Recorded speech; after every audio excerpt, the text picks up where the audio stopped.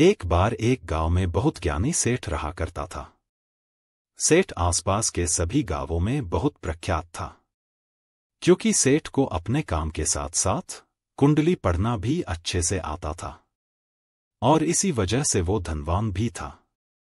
सेठ का परिवार ज्यादा बड़ा नहीं था।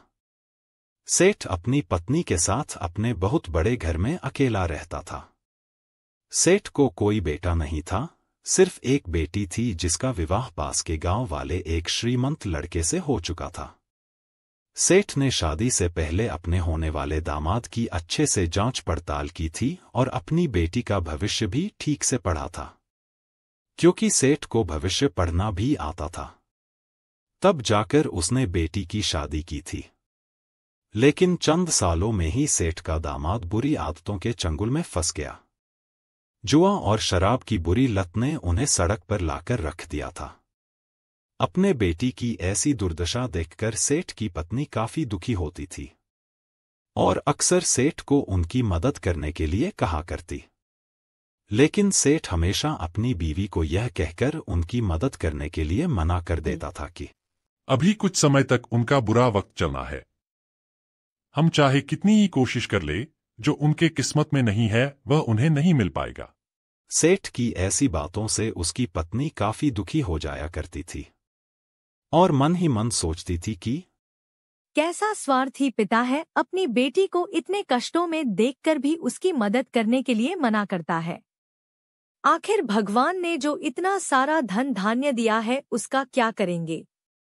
हमें कोई और औलाद भी तो है नहीं, ले देकर एक यही बेटी है और उसके लिए भी कुछ नहीं करेंगे तो किसके लिए करेंगे?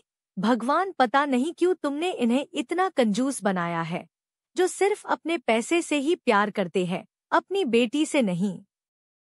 तभी तो बेटी को इतने दुख में देखकर भी इनका मन व्याकुल नहीं होता। कभी कभी तो दोनों की इसी बात को लेकर खूब लड़ाई भी हो जाती। सेठ की बीवी बोलती, इतना पैसा जमा करके क्या करोगे? खुद तुम इतने बड़े घर में रहते हो, नर्म बिस्तर पर सोते हो, नए नए पकवान खाते हो, और तुम्हारी एकलौती बेटी कैसी हालत में रहती है, क्या तुम नहीं जानते? कभी कभी तो उसे 2 वक्त का खाना भी नहीं मिलता। ऐसा नहीं है कि सेठ अपनी पुत्री से प्रेम नहीं करता था, लेकिन उसने अपनी पुत्री की कुंडली इतने अच्छे से पढ़ी थी और वह यह पहले से ही जानता था कि वो चाहे किसी भी लड़के से शादी करती, लेकिन उसके जीवन में यह समय आने वाला ही था और बिना इसे भुगते उसको छुटकारा नहीं मिलने वाला था।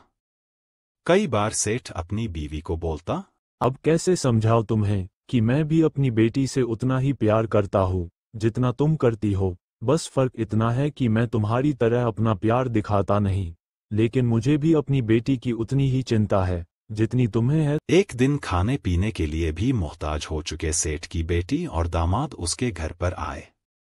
सेठ ने और उसकी बीवी ने दोनों का खूब आदर सत्कार किया। माँ ने भी अलग ले जाकर बेटी को खूब प्यार किया, उसका दुख सुख बांटा। बेटी और दामाद की सेठ से सहायता मांगने की हिम्मत ना हुई, इसलिए वह बिना बोले ही वापस अपने घर को लौटने लगे। लेकिन माँ तो माँ होती है, उससे रहा नहीं गया। बेटी और दामाद की कुछ आर्थिक सहायता हो सके, इसलिए उसने लड्डू में सोने के सिक्के छिपा दिए। वो अपने आप से कहने लगी, मेरी बेटी तो कभी मुझसे कुछ नहीं मांगेगी, इसलिए अब मुझे ही अपने पति से छुपा कर उसकी सहायता करनी पड़ेगी, क्योंकि बेटी और दामाद शर्म के मारे मुझसे मदद कभी नहीं मांगेंगे। इसलिए मैंने बेटी और दामाद को भी लड्डुओं में छिपे सिक्कों के बारे में कुछ नहीं बताया, ताकि बेटी और दामाद की कुछ आर्थिक सहायता हो सके। जाहिर सी बात है कि जब वो लोग घर पर जाकर लड्डू खाएंगे तो उन्हें उसमें सोने के सिक्के मिल जाएंगे। इस तरह बिना उनके मांगे ही उन तक मदद पहुंच जाएगी। ये सोचकर वो मन ही मन अपने बेटी की मदद करने के लिए खुश होने लगी। सेठ के दामाद और बेटी उन दोनों का आशीर्वाद लेकर अपने घर के तरफ रवाना हो गए। घर पहुंचकर सेठ के दामाद ने जब देखा कि घर में खाने का राशन तो नहीं है, तो उसने अपनी बीवी से कहा, क्यों ना हम ये लड्डू हलवाई को बेच दे, उससे जो पैसे मिलेंगे उससे हम राशन ले लेंगे। फिर दामाद ने बूंदी के लड्डू हलवाई को बेच दिए। जिस गांव में वह हलवाई रहता था, उसी गांव में एक आदमी ने अपने नया घर बनाया था और उसी सेठ से घर के लिए पैसे लिए थे। उस आदमी ने उसी हलवाई से बूंदी के लड्डू लिए जिसे दामाद ने लड्डू बेचे थे। हलवाई ने भी उस आदमी को दामाद से खरीदे हुए लड्डू ही पहले दिए ताकि वह खराब ना हो जाए, क्योंकि वह नहीं जानता था यह लड्डू कब बने हैं। फिर जब सेठ उस आदमी के नए घर में उसे शुभकामनाएं देने आया तो उस आदमी ने सेठ को वही मिठाई का डिब्बा दिया जो वो खरीद कर लाया था। जब सेठ अपने घर आया और खाना खाने बैठा तो प्रसाद में लाए बूंदी के लड्डू खाते वक्त लड्डू से सोने का सिक्का निकला। इस घटना को देखकर सेठ की बीवी बहुत दुखी हुई। सेठ ने जब अपनी बीवी से उसके दुखी होने का कारण पूछा तो उसने सेठ को सब कुछ बताया और सेठ से उनकी बातों पर भरोसा ना करने के लिए माफी मांगी। सेठ ने बीवी के आंसू पोंछे और कहा कि तुम्हारी तरह मैं भी हमारी बेटी को बहुत प्रेम करता हूं, लेकिन अगर हम उसकी अब मदद करते हैं तो दामाद हमसे हमेशा ऐसे ही मदद की अपेक्षा रखेगा और अपनी बुरी आदतों को कभी नहीं छोड़ेगा। सेठ की बीवी भी अब सेठ की बातों से सहमत हो गई। 2-3 महीने बीत गए। एक दिन सेठ का दामाद फिर से एक बार उसके घर आया और इस बार उनकी परिस्थिति पहले से बेहतर थी, क्योंकि पिछली बार खाली हाथ जाने के बाद दामाद ने नया काम शुरू किया था और अपनी सारी बुरी आदतें भी छोड़ दी थी। दोस्तों, किस्मत का लिखा नहीं बदलता। यह कहानी आपको कैसी लगी? क्या आप भी किस्मत पर भरोसा रखते हैं या फिर आप उन लोगों में से हैं जो अपनी किस्मत खुद अपने हाथों से लिखना चाहते हैं? दोस्तों, कहानी अच्छी लगी हो तो इसे लाइक करें, शेयर करें और चैनल को सब्सक्राइब जरूर करें। धन्यवाद। आइए सुनते हैं अगली कहानी।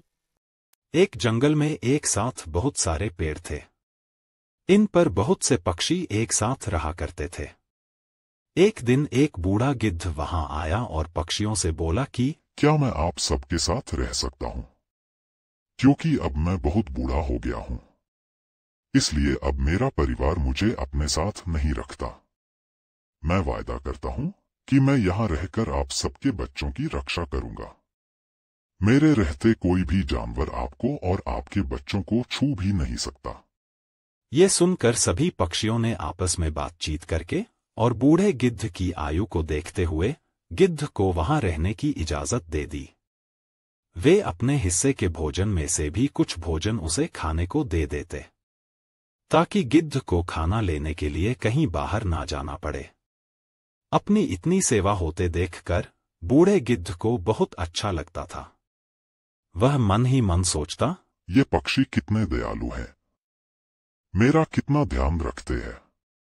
अतः जब वे अपने बच्चों के लिए भोजन की तलाश में जाया करेंगे तो मैं पीछे से इनके बच्चों की रक्षा किया करूंगा और इनके साथ खेलूंगा भी।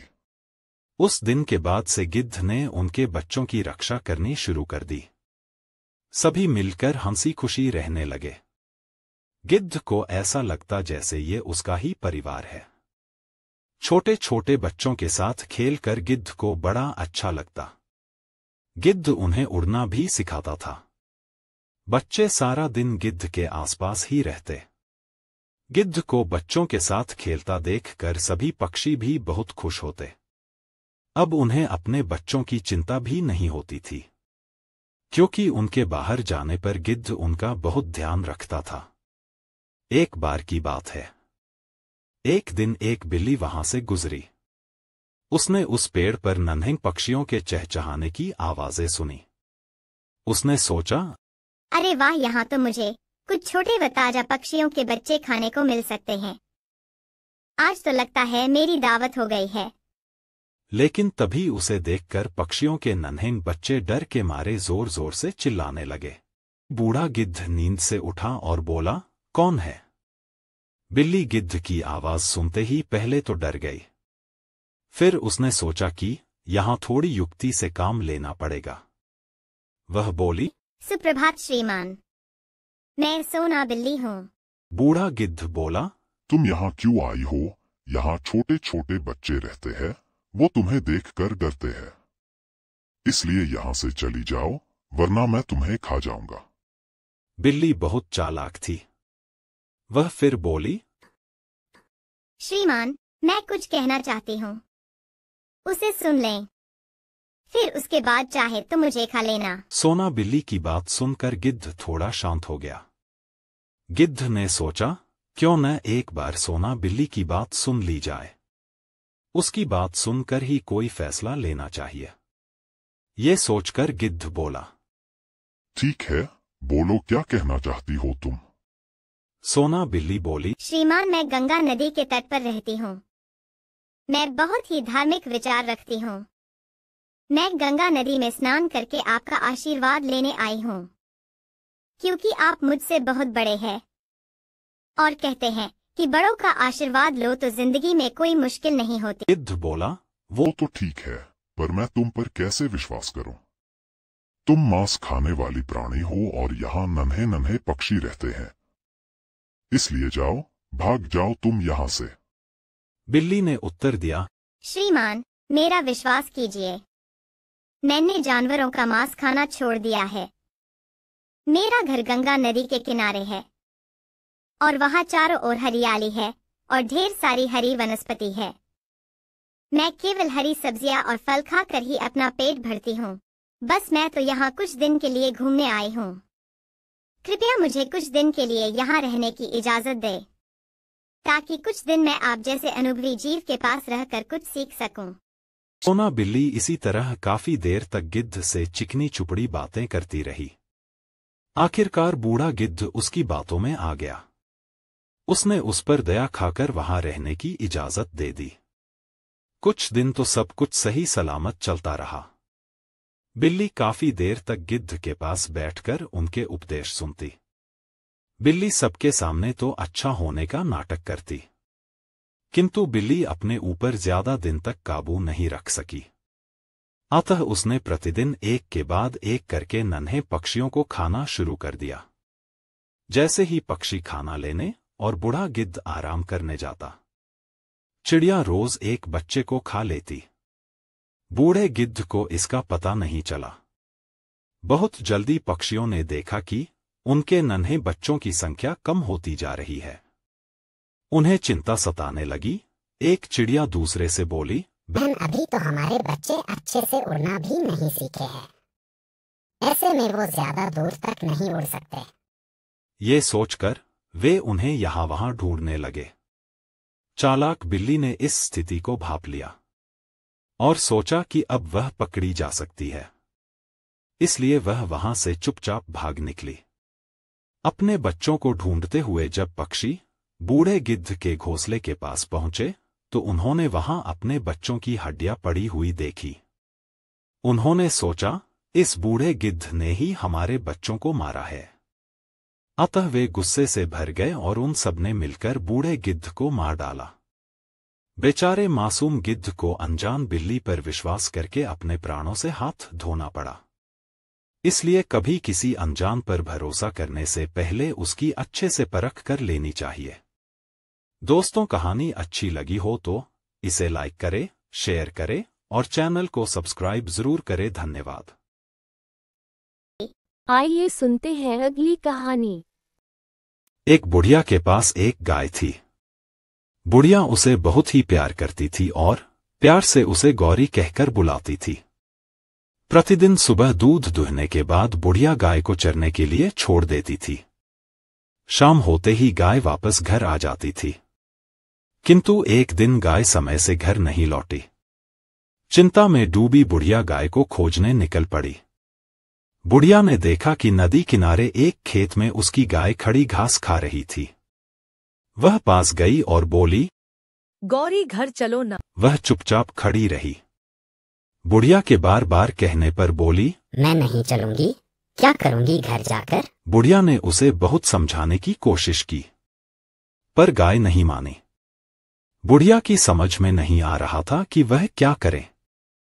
उदास मन से बुढ़िया वापस लौटने लगी। तभी उसे वहां एक कुत्ता खड़ा दिखा। वह कुत्ते से बोली, तुम तो आदमी की बहुत सेवा करते हो, मेरा भी एक काम कर दो। मेरी गाय घर नहीं आ रही है, तुम इसे काट लो, मैं इसका दूध तुम्हें भी दूंगी। कुत्ता बोला, नहीं, बिल्कुल नहीं, मैं नहीं काटूंगा। जब गाय ने मुझे कुछ नहीं कहा तो मैं बिना बात उसे क्यों काटूं? कुत्ते के मना करने के बाद अब बुढ़िया सोच रही थी कि क्या करे। थोड़ा आगे जाने पर उसे पेड़ के नीचे एक लकड़ी का डंडा दिखाई दिया। वह डंडे के पास जाकर बोल, डंडे तुम मेरा एक काम कर दो, एक कुत्ते को मारो, वो मेरी गाय को नहीं काटता है। डंडे ने कहा, तो मैं क्या करूं? मैं नहीं मारूंगा, मैं बिना वजह किसी को नहीं मारता।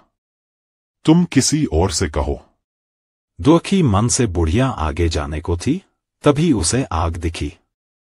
बुढ़िया ने वहां जाकर आग से कहा, कृपया तुम मेरा एक काम कर दो, तुम इस डंडे को जला दो, क्योंकि डंडा कुत्ते को नहीं मार रहा, जिससे कुत्ता मेरे गाय को नहीं काट रहा है। इसी वजह से मेरी गाय घर नहीं जा रही है और मुझे दूध नहीं मिल रहा है। आग ने भी डंडे को जलाने से साफ इनकार कर दिया। बुढ़िया फिर दुखी मन से थोड़ी देर वहीं खड़ी रही। तभी उसे बहती नदी का ध्यान आया। जहां गाय खड़ी थी वो वापस आई और बुढ़िया ने पानी से भी अपनी सारी बातें बताई, लेकिन उसने भी मना कर आग को बुझाने से इनकार कर दिया। बेचारी क्या करती, उसे कुछ समझ नहीं आ रहा था कि अब वो क्या करे। फिर वो आगे गई तो उसे एक बैल आता दिखा। बैल के पास आते ही बुढ़िया ने बैल को सारी बात बताई और बोली, तुम पास वाले खेत में पड़े पानी को पी जाओ, ताकि मेरी गाय घर आ सके। बैल ने भी पानी पीने से मना कर दिया। अब बुढ़िया को लगने लगा कि अब तो मेरी गाय मेरी हाथ से गई समझो। तभी बुढ़िया की नजर एक रस्सी पर पड़ी। फिर बुढ़िया फटाफट रस्सी के पास गई और रस्सी से बैल को बांधने के लिए कहा, लेकिन ये क्या, उसने भी साफ इनकार कर दिया। फिर बुढ़िया को वही घूमता एक चूहा दिखाई पड़ा। बुढ़िया के मदद मांगने पर उसने भी रस्सी को कुतरने के लिए साफ इनकार कर दिया। अब तो बुढ़िया का गुस्सा 7वें आसमान पर था। अब वो सोच रही थी कि उसे गांव वालों को ही लाना पड़ेगा, ताकि वो जबरदस्ती गाय को उसके घर ले जा सके। वो अब घर जाने का सोच ही रही थी। तभी अंत में बुढ़िया को बिल्ली मौसी दिखाई दी। बुढ़िया ने बिल्ली को अपनी सारी बातें बताई और अपनी मदद करने के लिए मनाया। बुढ़िया बोली, मेरा घर गाय का दूध बेचकर ही चलता है, अगर गाय घर नहीं गई तो मैं क्या करूंगी। बिल्ली बुढ़िया की बात सुनकर पिघल गई और बोली, ठीक है, मैं चूहे को खाने के लिए तैयार हूँ, लेकिन मुझे चूहे को खाने के बदले क्या मिलेगा? बुढ़िया ने कहा, मैं तुम्हें चूहे को खाने के बदले एक कटोरी दूध दूंगी, और तुम चाहो तो तुम रोज मेरे घर आ सकती हो, मैं तुम्हें रोज दूध दे दिया करूंगी। बिल्ली मान गई। वे जैसे ही चूहे को खाने के लिए गई, चूहा बोला, रुको बिल्ली मौसी, मुझे मत मारो, मैं माताजी का काम कर दूंगा, मैं रस्सी कुतरने के लिए तैयार हूं। बुढ़िया चूहे को लेकर रस्सी के पास गई तो रस्सी बोली, अरे अरे, मैं भी माताजी का काम करने के लिए तैयार हूं, मैं अभी बैल को बांध देती हूं। बुढ़िया और रस्सी के आने पर बैल बोला, रुको रुको, मुझे मत बांधो, मैं पानी पीने के लिए तैयार हूं। बैल जब बुढ़िया के साथ पानी के पास गया तो पानी बोला, नहीं नहीं, मुझे मत पीना, मैं भी आग बुझाने के लिए तैयार हूं। बुढ़िया ने ये बात आग को बताई तो आग बोला, रुको, मुझे मत बुझाओ, मैं लकड़ी जलाने के लिए तैयार हूं। आग की बात सुनकर लकड़ी बोली, रुको, मैं कुत्ते को मारने के लिए तैयार हूं। फिर बुढ़िया लकड़ी के साथ कुत्ते के पास आई। ये सुनकर कुत्ता बोला, रोको, मैं गाय को काटने के लिए तैयार हूं। फिर गाय बोली, रोको रुको, मुझे मत काटना, मैं घर जाने के लिए तैयार हूं। फिर क्या था, जाते समय बुढ़िया ने बिल्ली मौसी को धन्यवाद दिया और बोली, अब तुम रोज मेरे घर आना, दोस्तों, आपको यह कहानी कैसी लगी हमें कमेंट जरूर करें। अगर कहानी अच्छी लगी हो तो इसे लाइक करें, शेयर करें और चैनल को सब्सक्राइब जरूर करें। धन्यवाद।